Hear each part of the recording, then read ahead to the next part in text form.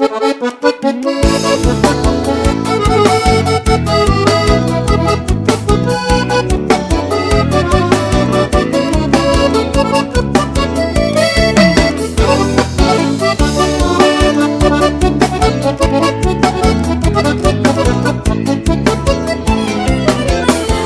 vida passa por léguas de estrada clamando atenção, peleando na lida diária, nos tornando escravos da obrigação.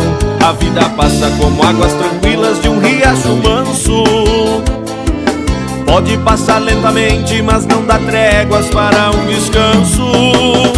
Lidando longe do rancho, buscando o sustento e o pão. Nunca esqueço a família, pedindo guarida em minha oração. Lidando longe a distância, aumenta o valor dos afetos. Posso ser rico de bens, mas de nada vale sem eles por perto. Cargo as esporas na vida que o tempo não para. A saudade machuca e o peito não sara. A verdade é que dói, só o tempo constrói o que é real. Cargo as esporas na vida que o tempo não para. A saudade machuca e o peito não sara. A verdade é que dói, só o tempo constrói o que é real.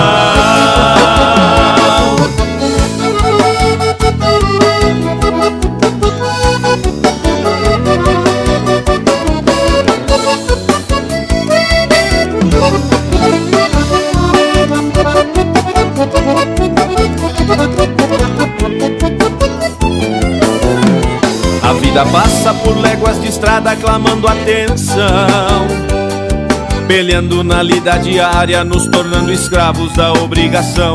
A vida passa como águas tranquilas de um riacho manso, pode passar lentamente, mas não dá tréguas para um descanso. Lidando longe do rancho, buscando o sustento e o pão. Nunca esqueço a família, pedindo guarida em minha oração. Lidando longe a distância, aumenta o valor dos afetos. Posso ser rico de bens, mas de nada vale sem eles por perto. Cargo as esporas na vida que o tempo não para. A saudade machuca e o peito não sara. A verdade é que dói, só o tempo constrói o que é real. Cargo as esporas na vida que o tempo não para. A saudade machuca e o peito não sara. A verdade é que dói, só o tempo constrói o que é real.